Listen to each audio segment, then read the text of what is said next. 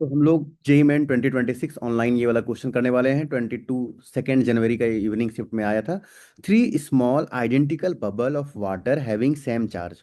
It means 3 small identical bubble था।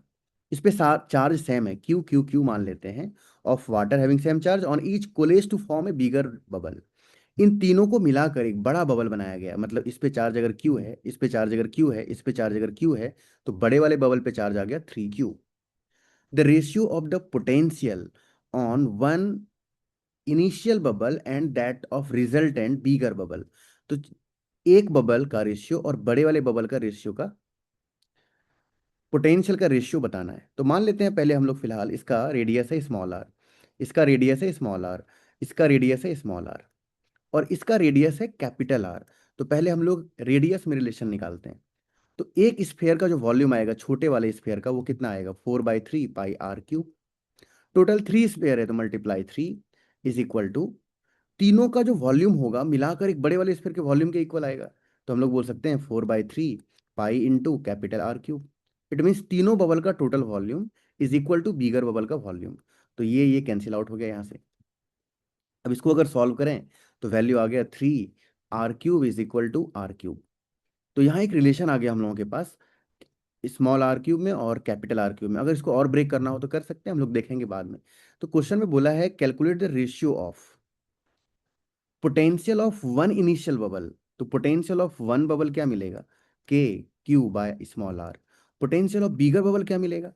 To the bigger bubble निकालना है, तो ये मिलेगा के इंटू बीगर बबल का चार्ज कितना आ जाएगा? 3Q अपॉन आर, आर का वैल्यू कैपिटल आर। अब इन दोनों का रेशियो निकालना है। तो हम लोग बोल सकते हैं V1/V2 का जो वैल्यू आएगा वो आएगा KQ/स्मॉल आर डिवाइड बाई के इंटू 3Q/कैपिटल आर। अब अगर इसको हम लोग सॉल्व करें तो वैल्यू आएगा KQ/स्मॉल R multiply capital R by 3KQ। अब इसको सॉल्व करेंगे तो ये कैंसिल आउट हो जाएगा, और जो हम लोगों का वैल्यू मिलेगा वो मिलेगा R/R/3R। तो हम लोग यहाँ से R/R निकालने का कोशिश करते हैं। क्या मिलेगा? आर का cube equal to 3R cube है। तो यहाँ से मिला R³ upon R³ is equal to 3। तो यहाँ से वैल्यू आया R/R is equal to cube root of 3।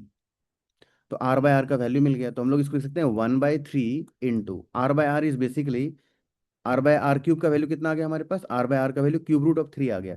तो यहाँ पे आ गया क्यूब रूट ऑफ 3। जब इसको सॉल्व करेंगे तो वैल्यू आएगा 3 पे पावर 1/3 अपॉन 3। और अगर इसको सॉल्व करें, यहाँ कुछ नहीं तो पावर 1 है, तो क्या मिलेगा हम लोगों को? अगर हम पावर 1 के बारे में बात करें तो वैल्यू आ जाएगा 3 पे पावर 1/3 -1, क्योंकि ये डिवाइड में है। ये 3 पे पावर 1/3 है, 3 पे पावर 1 है। तो डिवाइड में पावर क्या होता है? माइनस होता है। तो 3 पे पावर एलसीएम आ जाएगा 3, यहाँ पे आ जाएगा 1 - 3।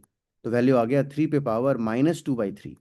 3 पे पावर -2/3 को लिख सकते हैं 1/3 पे पावर 2/3। इट मीन्स 1:3 पे पावर 2/3। तो करेक्ट आंसर क्या आ गया? Option number A. तो करेक्ट आंसर आ गया ऑप्शन नंबर ए। क्लियर है? तो यही इसका सॉल्यूशन है। इजी क्वेश्चन है, डिफिकल्ट नहीं है।